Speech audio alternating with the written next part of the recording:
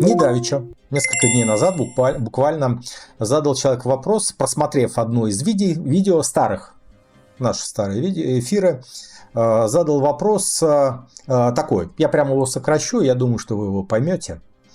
Разве можно ли научиться учению Карлоса Кастанеды просто по книгам? Ведь это то же самое, как учиться боксу по инструкции. Сокращаю его вопрос. Вот такой вот вопрос. Можно ли научиться учению Карлоса Кастанеды просто по книгам? Я, правда, сразу не понял, почему он мне этот вопрос задает, потому что из моего эфира никак не следовало тому, что мы учимся учению Карлоса Кастанеды просто по книгам. Такого ни из чего не следовало, но допустим. Ведь сам по себе вопрос-то, как говорится, закономерный, как вам кажется. Поставьте плюсик, если вы понимаете его смысл и где-то, может быть, даже солидарны. Я зайду, знаете, может быть, сначала с неприятного, а потом попробую дать выход из этой неприятной ситуации, в которую попадают люди, задающие такой вопрос. Приставая с этим вопросом к другим, на самом деле, конечно, человек хочет оправдать свой собственный страх неудачи, объясняя, что вот это самое, что бокс по инструкции, что учение Кастанеды по книгам не может научиться вообще в принципе. Ведь это же в принципе. Ведь правда.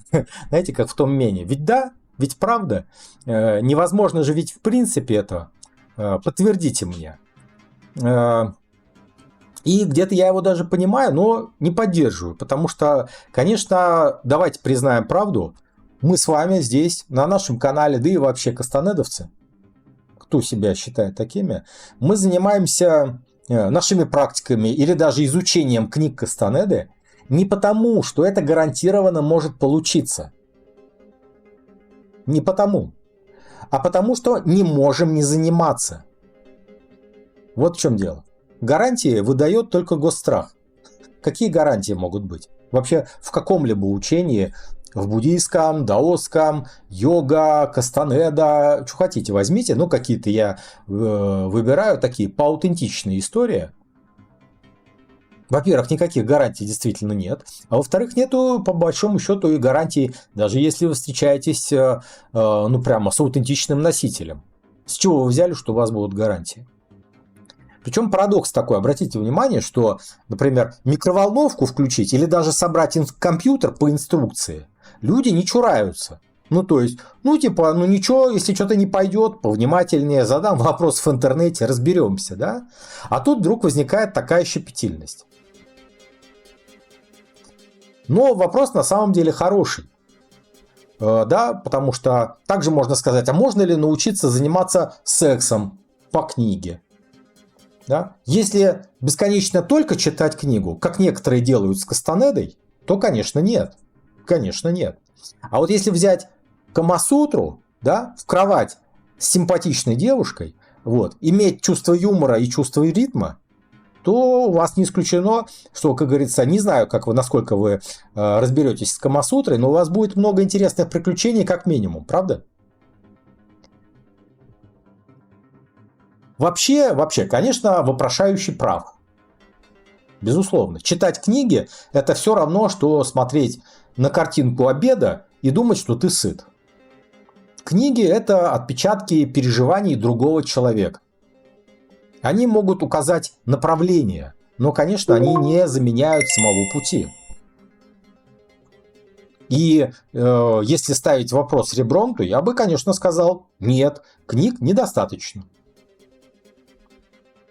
Как недостаточно видео, как недостаточно инструкций, как недостаточно даже слов самого Дона Хуана, если бы он прямо сейчас стоял рядом с тобой. Вспомните, с Карлосом это было буквально несколько раз, когда Дон Хуан ему что-то объяснял или даже показывал. И Карлос все равно оставался в недоумении, в недопонятии, в недогоне каком-то, да, и снова задавал свои вопросы. Даже присутствие Дона Хуана воплоти часто бывало недостаточно.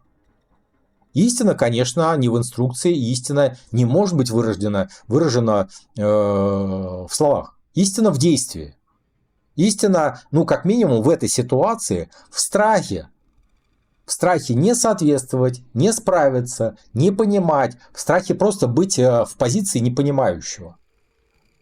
Страх, который ты должен встретить лицом к лицу. Для начала, до того, как у тебя начнется какой-либо путь. Я, конечно, вижу, что человек, который задает этот вопрос, что ты боишься.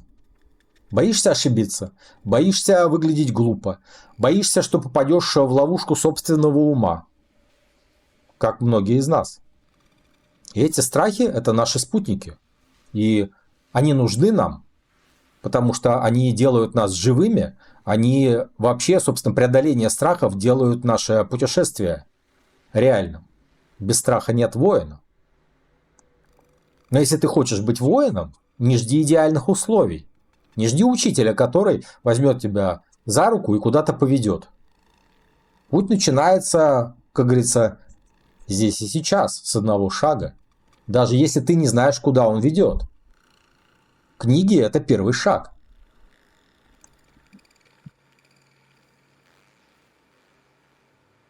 Можно ли научиться учению Кастанеды по книгам, как и боксу? Учение не обучает. Вдумайтесь, пожалуйста, в это. Учение не обучает. Учение зовет твой дух. Книги, если уж сравнивать с боксом, это как удар кулака в живот. Удар кулака в живот не обучает. Книги учат не дышать, но напоминают тебе, чтобы ты задержал дыхание в тот момент, когда тебе прилетает. Ты прав, конечно, читать о пути воина все равно, что учиться боксу по инструкции. Но скажи мне, разве боксер начинает с первого удара? Нет, он сначала изучает движение, читает правила, слушает наставника, ведет с бой тенью в конце концов. И только потом боль, только потом удар, только потом понимание.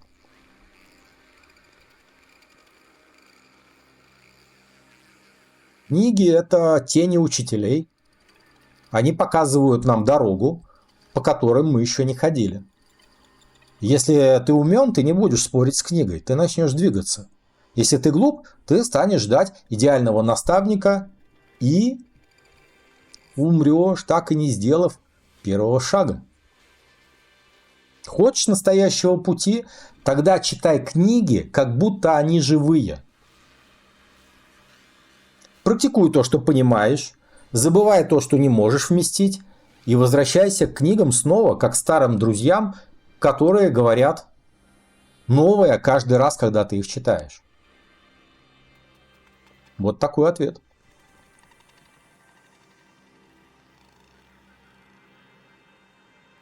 Мало того, сам Карлос Кастанеда впрямую предлагал нам становиться так называемыми читателями бесконечности. И в это он закладывал очень многое. Читателями не книг, но бесконечности. А его книги, они дают нам, ну, может быть, такой первотолчок, направление, куда смотреть. Куда смотреть. И без этих книг мы бы не имели этого направления и не могли бы даже поспорить, можно ли обучаться учению толтеков по книгам Кастанеды или нет. Как минимум, можно им быть благодарными и искать что-то более глубокое.